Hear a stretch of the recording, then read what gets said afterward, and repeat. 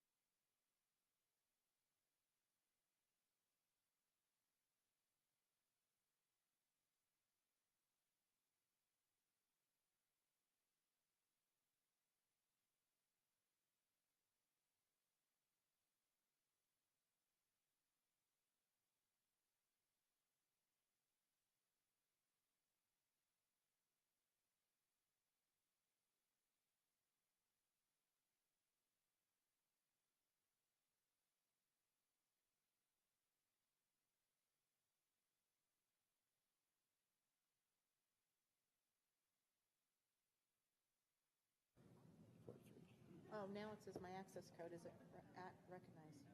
Okay. 449-032. He said he'll give us a few more minutes after 10:30. It's not. You want to try it, Colin? What did he say? I'm sorry. He said that's fine. That Oh my after God. 10:30 we still can't figure it out. He'll try and give us. Somebody's on? Someone might be on. Okay. Is somebody already on? I don't know who's on. Unless. Who's on the call? Hi, you have Aaron Dorton from Prime Policy. Okay, so that's. That's good. Okay. So we got it. Are you just, Yeah. well then, okay, so we're just gonna leave it there. Are you okay leaving that phone here, Chris, for the meeting? Yeah, I leave it there. You sure? Okay. Yeah. Okay. Do you need me to plug it in? You know what? Yeah, That I so need let's, to power? no, so let's just do this. So let's move the phone here with the microphone so it's not.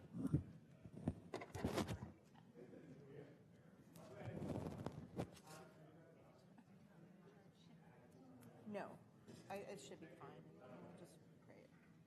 Okay. Oh, so there you are. Okay.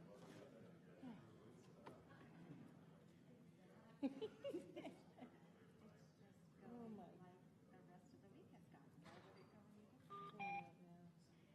Okay, so, no, it'll like keep beeping periodically. Okay.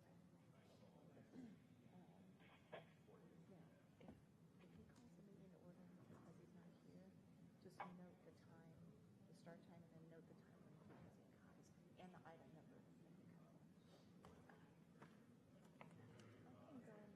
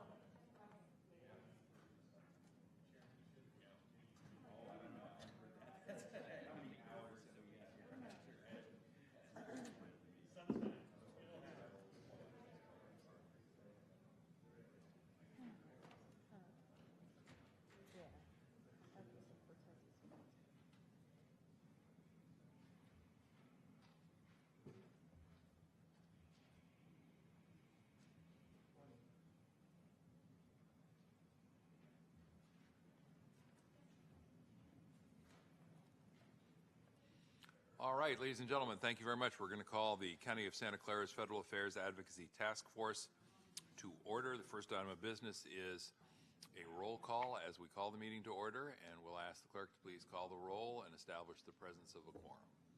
Supervisor Cortese? Here. And Supervisor Smith? Here. You And have a quorum. a quorum Quorum has been established. Thank you. That takes us to public comment. Public comment is that portion of our agenda set aside for comments by members of the public on non-agendized items properly within the jurisdiction of the committee. We have two cards, one from Ms. Susan Bassey and one from Mr. Scott Largent. We will ask those two folks to come on up, and as I think you know, you have up to 3 minutes.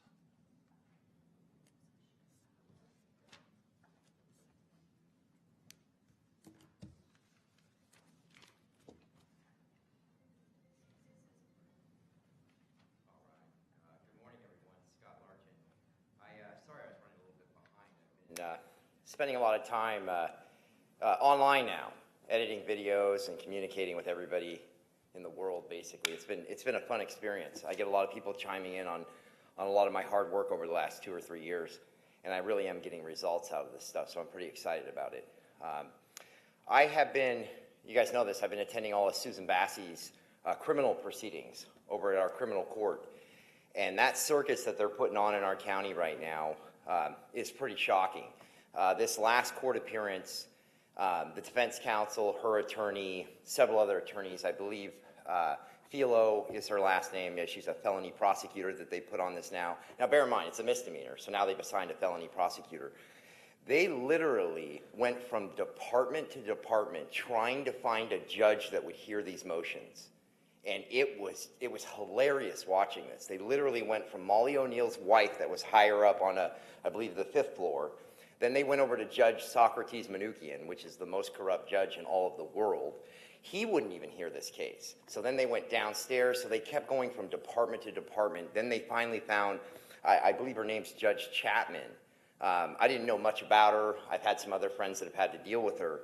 And then I end up getting a phone call from another activist that basically got railroaded by that judge also too. So the pieces are coming together. You know, we're connecting the dots and everything and figuring everything out.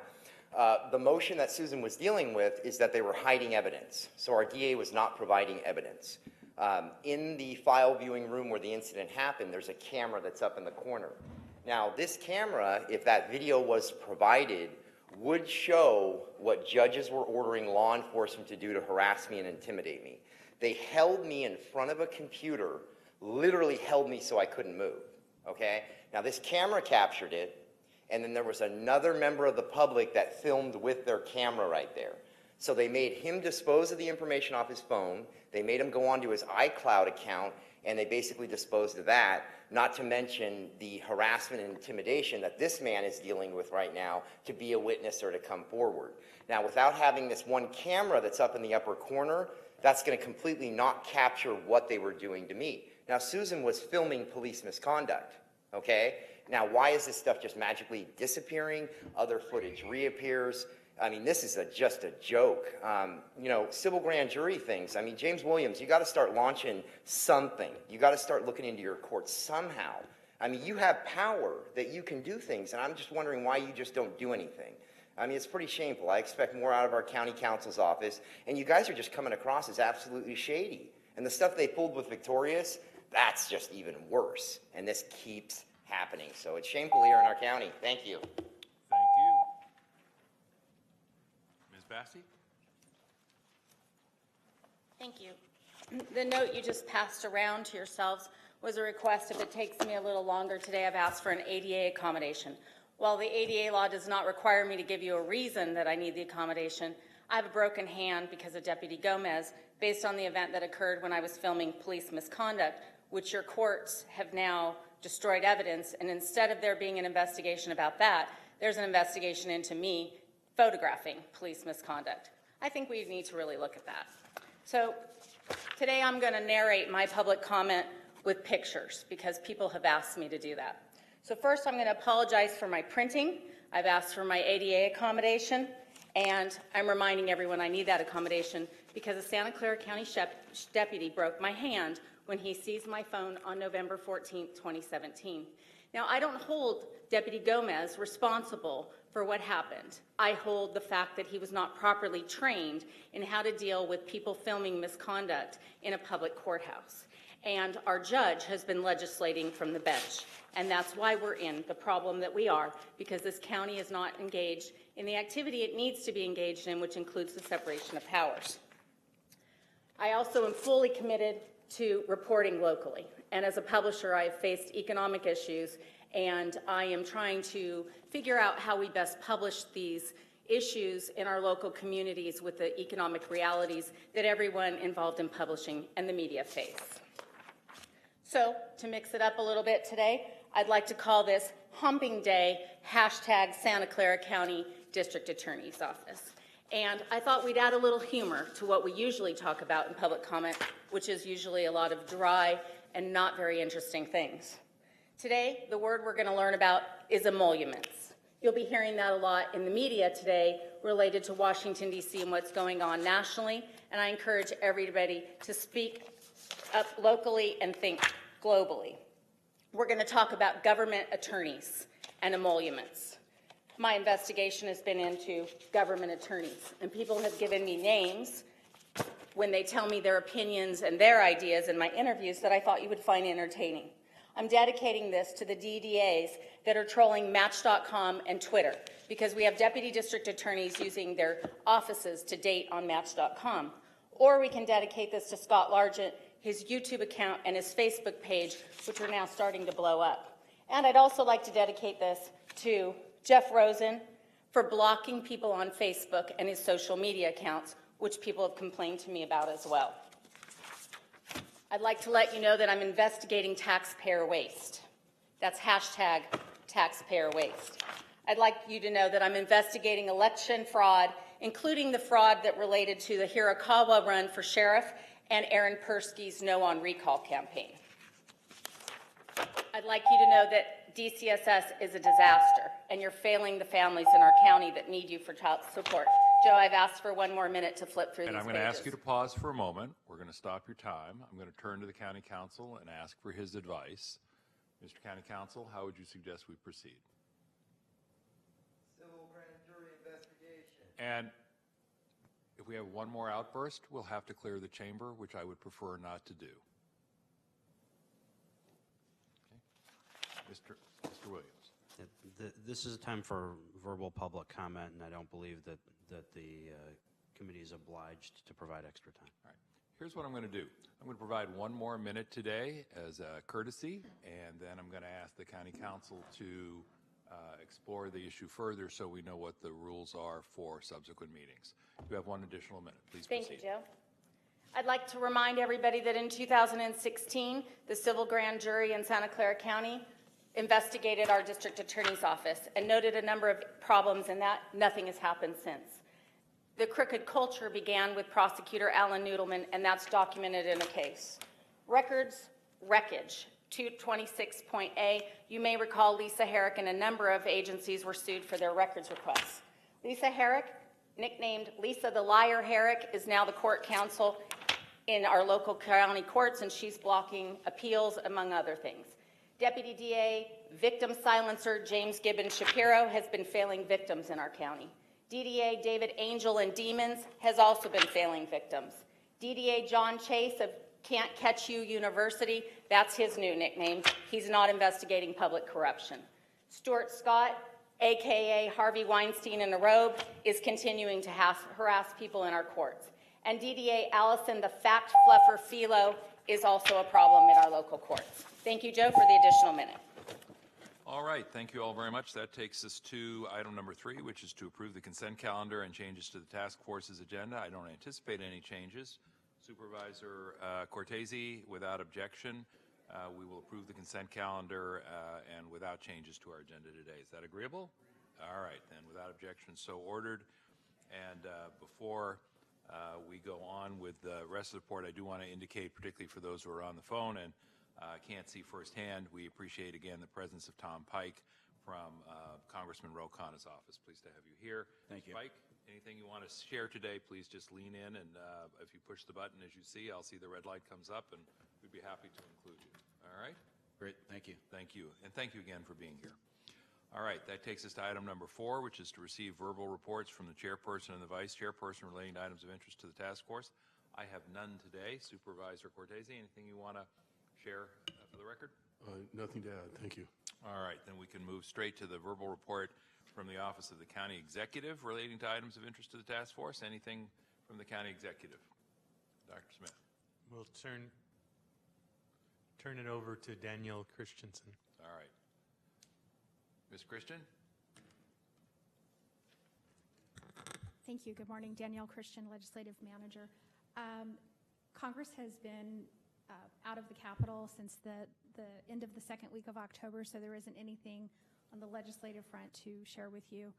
As you have likely read in the media reports this morning, yesterday's election bodes for some changes in the House. The former minority party will be the majority party, and the majority party held it gained 2 seats in the Senate. So next year will be a little bit different, and Prime Policy Group will have a little bit more to share with that in its report under item number 8. All right, thank you. Anything else before we move forward to the other items? If not, then we go to the County Council. And Mr. Williams, anything you'd like to share today? We've provided an updated matrix, continuing to track all of the litigation that's going on. I have one verbal update I want to share. Please. And that is that the time has come and gone for the Trump administration to seek a writ to the United States Supreme Court of our victory in the Ninth Circuit in the sanctuary jurisdiction case. So that Ninth Circuit decision now holds. There was a remand to the district court on the question of the scope of the injunction. This was the decision that blocked President Trump's January 2017 executive order on sanctuary jurisdictions. And the remand is as to whether there should be a nationwide injunction or just a California injunction. But the constitutional issues were not appealed to the Supreme Court. So that is certainly good news, and I think it reflects the fact that even this administration didn't want this particular issue in front of the Supreme Court. Well, thank you. Congratulations, and please share our appreciation with the members of your team who worked on this effort. Supervisor Cortese, anything else on that item? All right. Then let's move on to item number 7, which is to receive a verbal report from the Office of the County Executive relating to the potential privacy and data security issues posed by the online administration of the 2020 census. And I believe this is in response to an inquiry from the committee previously. Who's going to open up this presentation?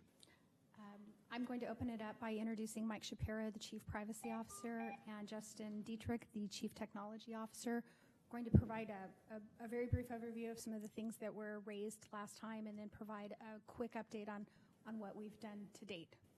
Thank you very much. Go to it. Sure. This is Mike Shapiro, Chief Privacy Officer. And just want to let you know we have reached out since our last meeting with David Campos and the Census 2020 team here at the county to discuss some of the issues that we talked about at the last meeting. So to recap on that first, and we'll talk about some of the ideas that we're thinking about for the future. Mr. Shapiro, if you can speak just a little more slowly, please. I know you're trying to move us right along, but we're now to the heart of the meeting, and we want to make sure we hear your every word, okay? Understand. So to recap on some of the points that we presented during the last meeting regarding the privacy and security concerns of the online administration of the census, one of the first points that we mentioned was the issue of stolen IDs and non-response submissions. So the concern is that everybody will be getting mailed a unique ID from the Census Bureau, at least 80% of respondents will. And if those IDs are stolen in the mail, or if there's efforts to try to retrieve those and use IDs incorrectly, that could give a false census count. So we also discussed a little bit about why would someone or why would any organization want to steal IDs. And some of the ideas that we had been concerned about are that organizations may have an interest for undercounting or overcounting certain communities in order to adjust or corrupt political representation, for funding allocations, or in general just for foreign interference to sow discord.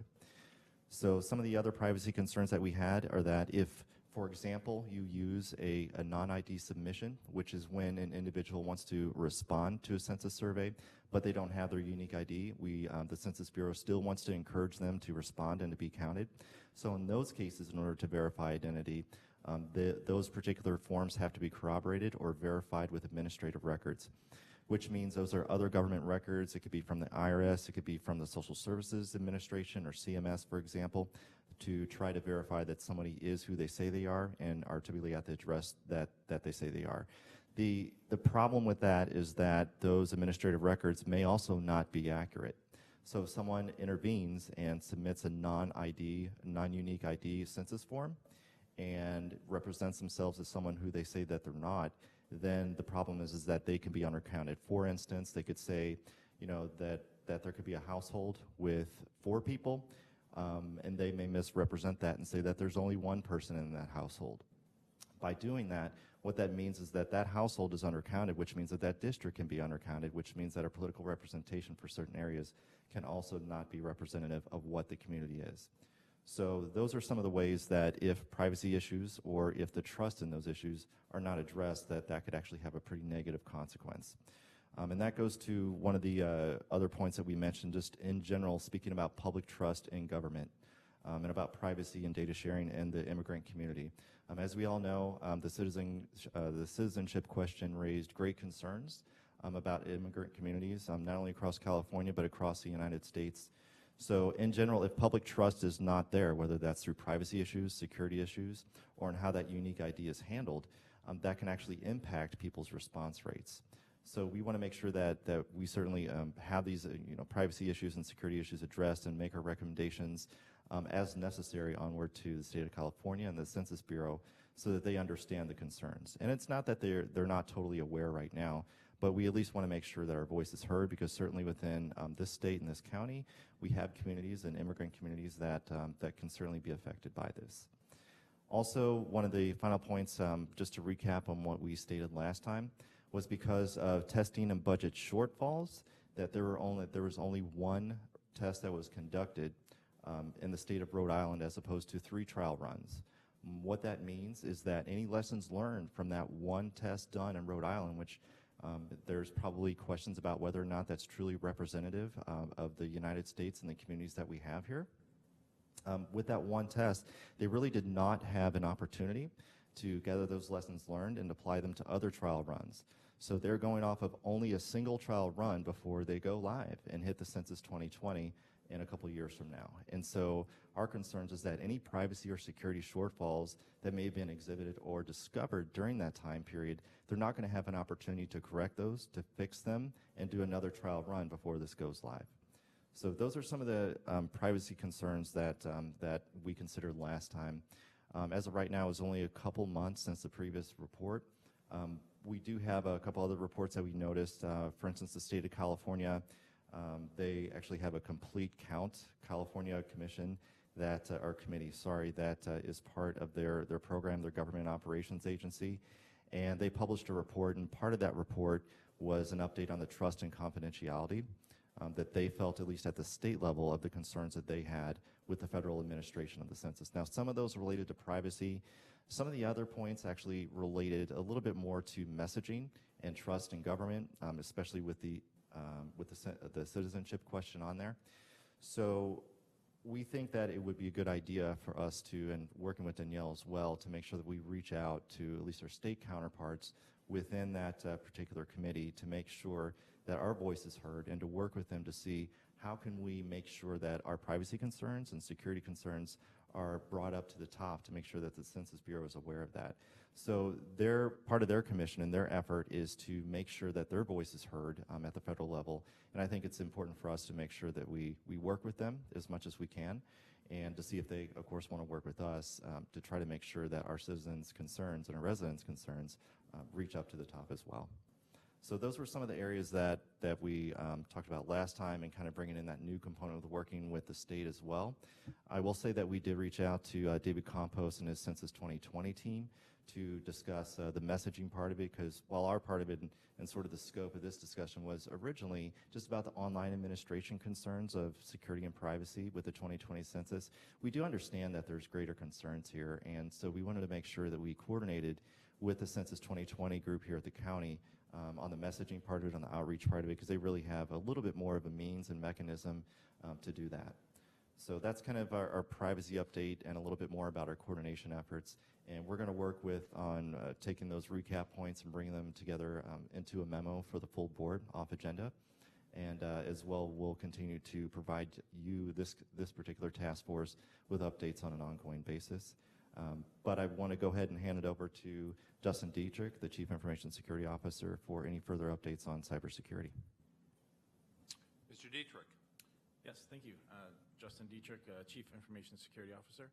I believe Mike highlighted a couple of the concerns in the last meeting, and just to refresh everybody's memory, there's certainly concerns of phishing attacks where somebody, a malicious actor, could pretend they're the U.S. Census Bureau and say, hey, go to this site instead, fill out this information, and then you'll be counted.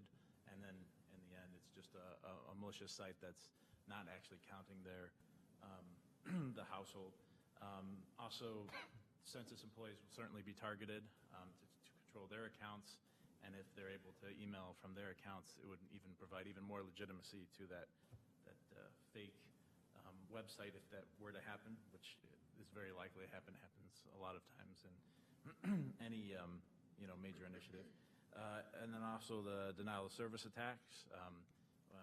We recently saw something like that with the FCC, that they claimed they got DDoSed, or distributed denial of service attack, which ended up not being true. But it could easily happen. It's something that can be launched with relative ease from malicious actors. And then on the flip side of that, if they don't have the appropriate IT infrastructure, resiliency, or testing like Mike mentioned, then they could just get overloaded just by legitimate users and have their site crash. So the bottom line is, without really fully understanding their cybersecurity posture, it would be very difficult for me to really give a full analysis of how secure the U.S. Census Bureau's website and online census is.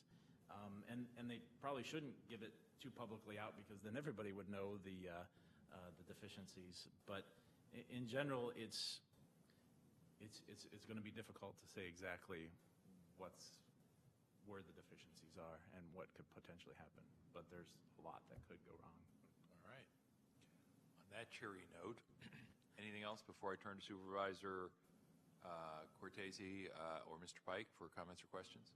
Mr. Pike, I've got a couple of questions for our team, but I see your light is on. What are your thoughts? Just real quick, if I could request the representative of the county executive if we could talk after the meeting, because we're interested in being in the loop on some of these 2020 census issues, and I think it would be great if we could have a conversation. Great. We'll ask that your office and that your people and our people talk to each other. Let's put it that way. Supervisor Cortese, let me turn to you. I've got a couple of comments or questions, but let me start with you today if you have anything. No, I appreciate the update, and I remember us asking about, particularly about the interference with the database, phishing, and other sort of nefarious means to try to, if nothing else, delay or sort of scramble and delay the data from being effective or effectively utilized. So the continuing updates periodically, I think, are worthwhile to hear. Thank you. Let me ask a couple questions. And forgive me, I know we've been through some of this before, but this is not always top of mind for me, at least.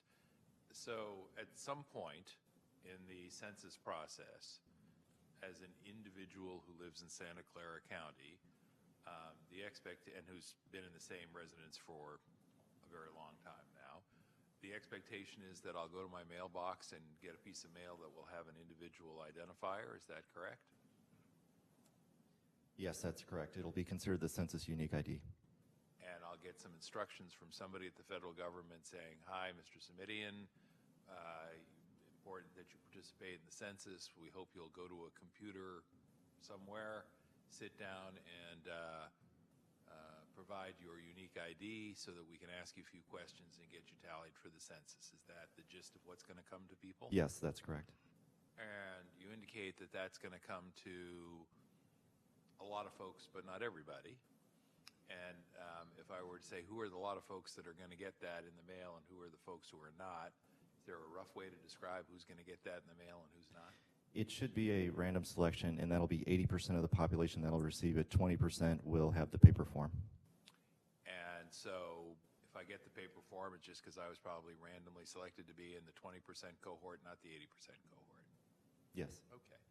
And then, and this may or may not be for Mr. Dietrich. So then, assuming I'm going to follow the rules or the request and go online, I sit down at the computer at my home, and I get a bunch of questions from the census, and I answer them because I've entered my unique ID. That's the plan. I'm still on the program, yes? And then the question, Mr. Dietrich, is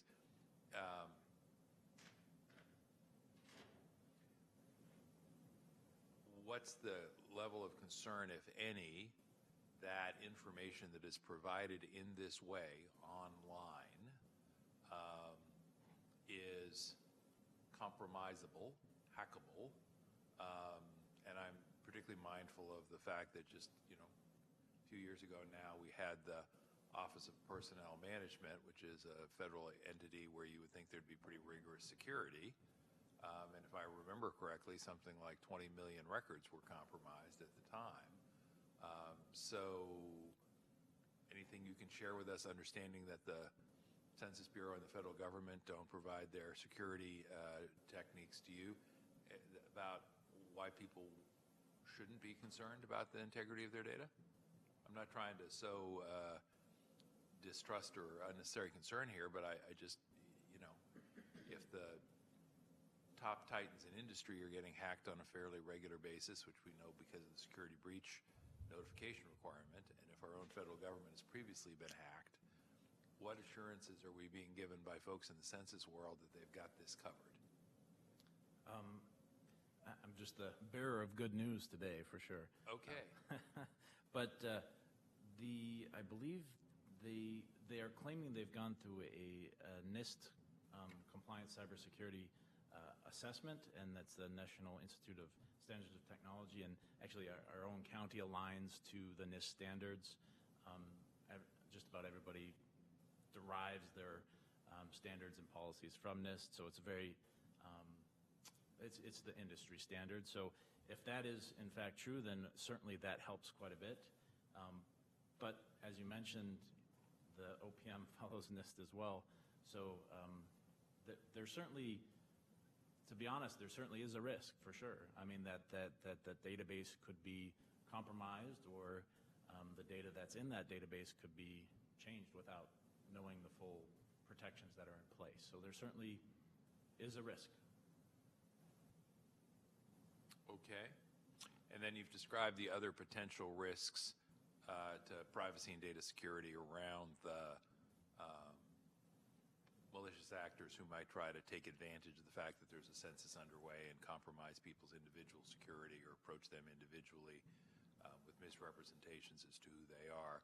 But on this larger issue of how secure is the data, and I don't say this disparagingly, but it sounds to me like it's a bit of a black box. The federal government's going to tell us we think we've got it covered, and we have to hope that they do. Is that kind of where we are?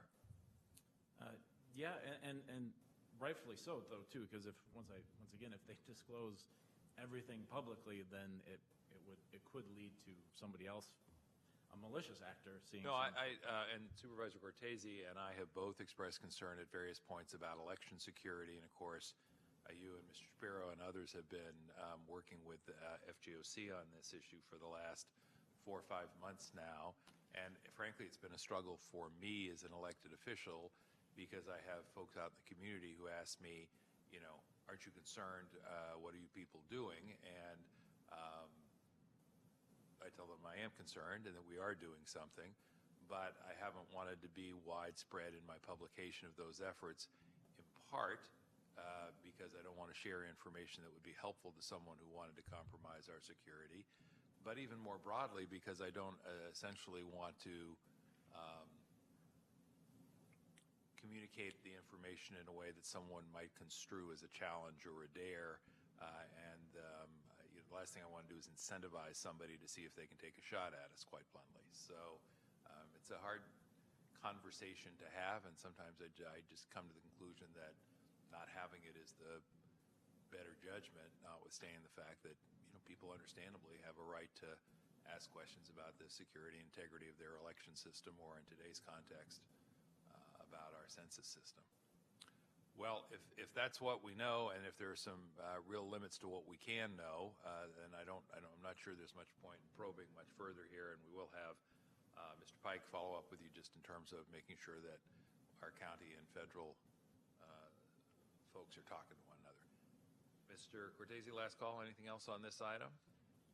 No, only to say that I know, County Executive's office has been, and I think all of us know on the Board of Supervisors, especially directed by Deputy County Executive Campos, have been putting together sort of a methodology for ultimately trying to make sure that at least in this county there's some checks and balances, there's some thoroughness, there's some propping up of the system so that perhaps things are a little more accurate, or if they're not, and that isn't exactly the same as data security, but if there are different results that seem to be showing up than what we see in the field, then at least there's grounds for pursuing the integrity of whatever happens, whether that's because of data security issues or just ambivalence or some combination of both. We aren't going to know until we get there. But I think the self-help that we can do as a county, to sort of just physically verify what's happening, is going to help ultimately, help us determine what's going on, and maybe from a congressional level, knowing that in this county, I know you represent more than one county, or Mr. Khanna does, but that in this county there'll be field work done. There will be, in essence, a pilot going on, if you want to look at it that way, that may be non-existent in some other parts of the state or the country, that maybe wants to be held out at some point as either a validator or a non-validator of what goes on. So I think we would certainly welcome, I want to speak for Supervisor Simonian, but any kind of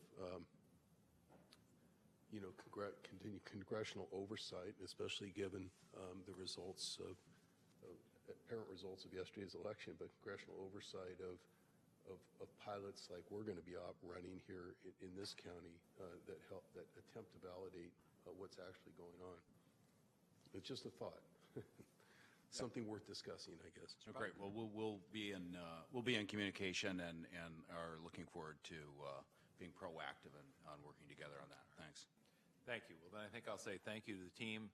I got a little frustration that I can't know more and therefore be more comfortable and confident, but I certainly understand that that's the nature of the beast, and we'll do what we can around the perimeter to make sure that we're part of the solution, not part of the problem. Thank you all very much.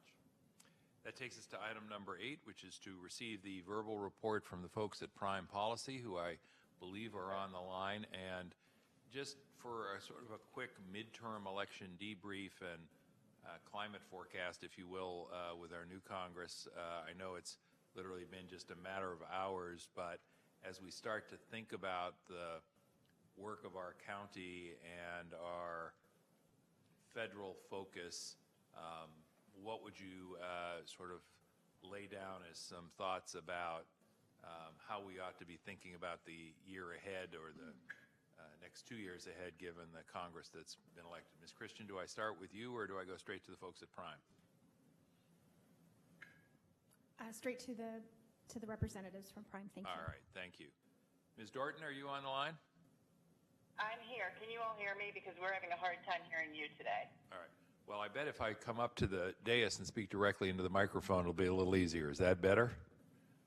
Yes, that's a little better. Thank you. All right. Well, I'll speak right up then. And if we can ask you to speak up, and if we can also ask our tech crew to do whatever they can to make it a little louder. And forgive me if I lean forward once or twice and say louder, please. All right? Okay. It's a little, I can hear you, but it's a little echoey. So forgive me if I miss a question. All right. So I'll go ahead and start. I'm joined by Elizabeth Thompson and Marty Peone and Rich Mead, and so they may interject from time to time. So we put together a few thoughts on yesterday. So this was not a wave election, as it turned out to be, but it ended up being a big election. And one thing is certain is that Americans like divided government. Consider some of the perplexing results from last night. One, Democrats made big gains in the House while Republicans strengthened their Senate majority. Two, in Ohio, for example, liberal Sherrod Brown retained his Senate seat and conservative Mike DeWine won the governor's race. In Florida, Democrats underperformed expectations. In Texas, pardon? We were just adjusting the volume here, and it seems to be working, so thank you for your patience with our jerry-rigged system today. Keep going. Okay. In Texas, they overperformed, while they underperformed in Florida. Women were elected in unprecedented numbers, yet a number of high-profile women lost. President Trump's disapproval numbers remain high, but he turned out his base in record numbers. So while the results suggest multiple narratives, voter apathy is not one of them. The New York Times estimates that 114 million votes were cast in House races, which is up from 83 million cast in its 2014 midterms. A few of the top takeaways of importance for Santa Clara County. It was a good night for Democrats, who will almost certainly advance an aggressive oversight agenda. Rising Democratic aspirations in the weeks leading up to Election Day clearly outpaced realities on the ground. Yes, Democrats did lose ground in the Senate, but Democratic insiders knew that retaking the Senate was not in the cards. Retaking control of the House, on the other hand, was their chief goal last night, and they achieved that. Democrats will pick up approximately 29 seats, and it is estimated to be somewhere between 32 and 34 when all is said and done. For example, in California, several House races are still outstanding as the mail-in ballots have not all been counted. Democrats, however, now have a real seat at the negotiating table and the power to ramp up oversight of the executive branch. Number two, the gender gap was a factor. Gender gap and surge in women voters provided a key demographic that Democrats harnessed at the polls and on the ballot. A record number, I believe it's 86 and counting, of female candidates ran and won, making this the largest number of women elected to the House of Representatives since the year of the women in 1992.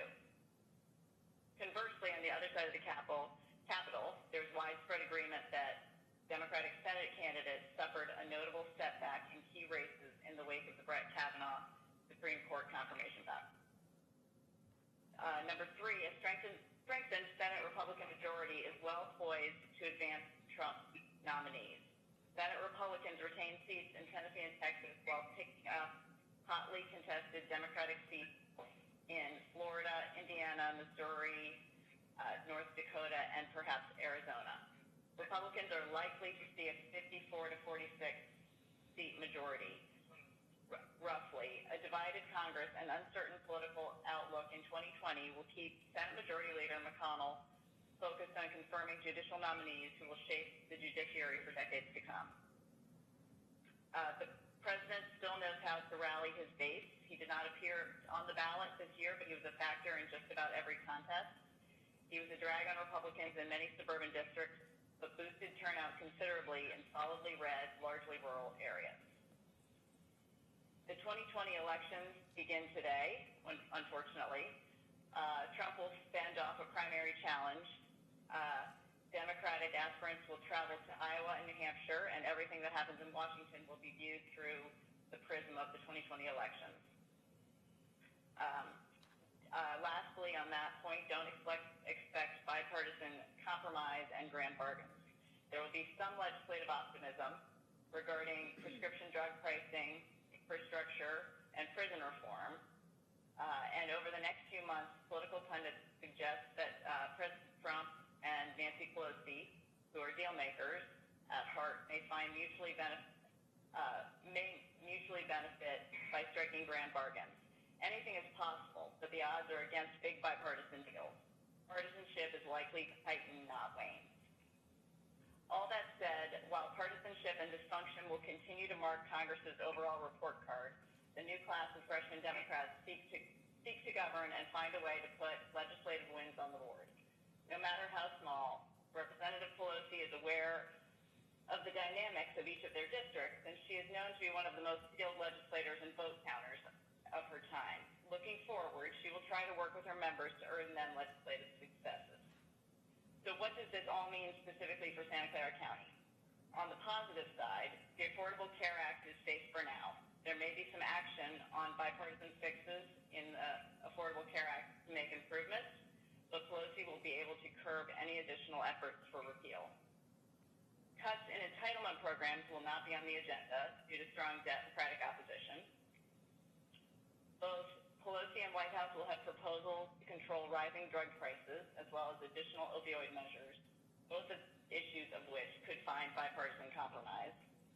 Regarding data privacy, House Democrats will likely have momentum to push for more robust data privacy laws. Lastly, regarding food stamps, SNAP, if a compromise or fix on the Farm Bill is not addressed in the lame duck and current legislation extended into the new year, the Democratic majority will most certainly be able to pass the Senate version, which does not contain the increased work requirements. On a less positive side, immigration reform will continue to be difficult. The president went out on a limb with his anti-immigration rhetoric in the weeks leading up to the election. Given the GOP success in the Senate, he is not likely to work with the House on broad immigration reform. However, Representative Lofgren from Santa Clara County will likely be the chair of the House Subcommittee on Immigration and Border Security, and she has noted she hopes to bring up at least incremental reforms. Potential areas are H-1B reform, the shortage of farm workers, the detention and treatment of children, and for country caps. Whether she's able to garner bipartisan support remains unlikely. While the president may have been willing to compromise on immigration a year ago, his rhetoric leading up to the election, as I mentioned before, and success in the Senate will now solidify his position. Reinstating net neutrality, as it was under the Obama administration, won't likely be a possibility either. Even if Pelosi was able to pass it in the House, it won't pass the Senate, and the president won't sign it. And lastly, although there's not much appetite in the Senate and the administration, Pelosi and the House will turn up the volume on efforts to address climate change and environmental protection because of the urgent need for that action. And that's all I have. I don't know if anybody here has anything to add or if you have any questions. Thank you. I think that's all for us on this end. Thank you. I found that a very helpful recap for less than 24 hours after the polls had closed, and gives us some things to think about. And I think, a couple of things that I find noteworthy. One is that for matters that require Senate confirmation or ratification, the reminder that the extra couple of seats may not seem like much, but actually is potentially quite significant in terms of providing a much greater margin for error than we previously have seen in the Senate. And then the reminder that the sort of constant threat on the Affordable Care Act and or entitlements will be somewhat, more than somewhat, will be diminished appreciably by virtue of a change in the House majority. So these are all things to be thinking about, for me at least, in terms of the county's work and our agenda in the coming year. Supervisor Cortese, do you have comments or questions? Either one? Nothing to add. Thank you. All right. Mr. Pike, anything you want to weigh in on or share with us? Yeah, just I did want to indicate that we are hoping for some openings on new dialogue on issues such as immigration. I do recognize this was just pointed out that it is an extremely difficult path, but if there are any specific issues that we can get some traction on, we're looking forward to working with the county on those, because I know that federal policy hits the ground here, and you're working on quite a few of these issues. Also recognizing that Representative Lofgren is really a congressional leader on that issue, our San Jose representative, And so we're looking forward to working with her and with the county and seeing if we can, whatever opening we can possibly get, try to move things forward, even if it's just some legislative underpinning for example, DACA or something like that. But it's certainly something that we're going to be looking at, and hopefully we can get a little bit done. Thanks. Thank you. Ms. Dorton, let me ask you and your team, and obviously whoever you want to have chime in, how long do we think it will take before the new Congress sort of reveals its personality? And I don't mean that in a flip sense, but I mean before we get a sense of, all right, what's the inclination in terms of working collaboratively or across party lines? To what extent is the new Congress going to just draw a line and choose sides, whether deals are possible, deals are not? How is that something that we think we have a handle on in the first few weeks, which seems unlikely, or a few months, or is it entirely possible a year from now we'll all still be scratching our head while we try to figure out what the lay of the land is and that it's an ever-changing landscape? Thoughts, if any, about that? So I just want to make sure I can understand you, because there's an echo. So you're asking how soon will we know the character of this new Congress? Yes. Are they going to work together? Are they going to be sort of combative with one another? Is that what you're asking? Yes. I'll see if Rich will take that one. I'd say that my expectation is I think it may be very hard for this lame duck session to wrap up the appropriations process because of the fight over the so-called wall money. So I would anticipate that they may just pass a continuing resolution to, say, March of next year, which would set up a pretty early negotiation with the President and the new Congress. So I would suspect within the first quarter we should know whether they can work together and find the compromise, or whether it's going to be, government shutdowns and finger pointing. Our public debt limit expires in March, although I'm told that they think that with extraordinary measures that could get extended out a few months. But nevertheless, if there could be an early deal on spending and debt, and that might be very telling. Also, if they don't finish this farm bill in the lame duck and do an extension they do next year, they're going to want to do a big farm, a complete farm bill fairly quickly. And on that, A little louder, please. Would you repeat that just a little louder? Sorry to ask for you, but we're having some technical difficulties. I was just referencing the farm bill. If they don't get the farm bill done in the lame duck because they have differences with the conservative House, then there's a good chance they could get it done early next year, because the Democratic House will like the Senate-passed version of the farm bill. It wouldn't take long to get the two done. So I could see cooperation on that early on if they don't get the farm bill done in the lame duck. All right. Supervisors, Cortese, anything else? Mr. Pike, anything else? I just want to follow up on your question. It was a good question. Gave us a sense of timing. It sounds like spring, at least California spring, yeah. March. But things like, that are sort of, we've talked about here before, that are not just the big wedge issues, like transportation funding, for example, which has been, sort of that can's been kicked down the road a few times, although last year there was some progress. Is all of that just things that we should stay tuned, stay tuned until March, April, along the timeline that you were just describing?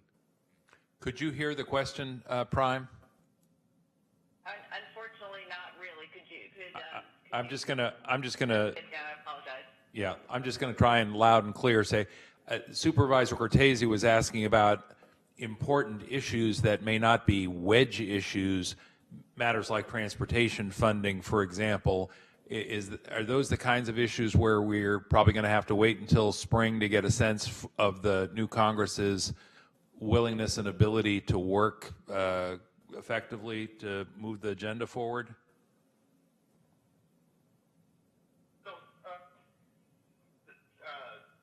Leader McConnell's already reached out to Leader Pelosi about an infrastructure package.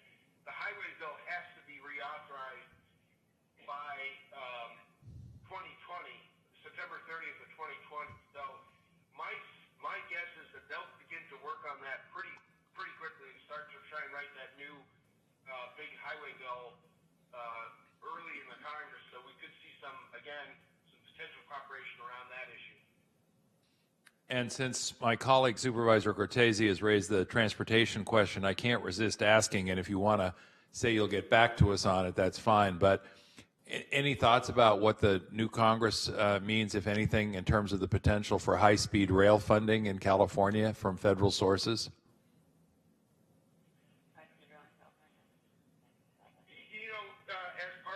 As part of the highway bill, they typically do have a rail component to it, and with assuming Nancy Pelosi speaker, it certainly is possible there could be some more monies made available to the state for that project in the next highway bill.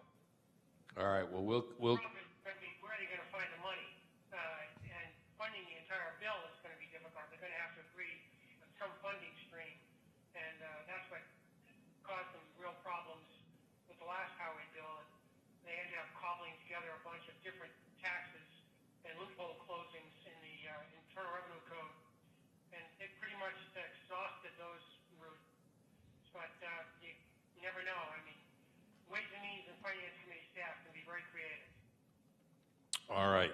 Well, we look forward to having you keep us posted. And let me ask Ms. Christian, anything else on item number 8? No, thank you. I think Prime Policy. All right. Well, then thank you again to the folks at Prime, and thank you for the very thorough overview at the outset, which I thought was very helpful, particularly sort of this quickly after the polls have closed.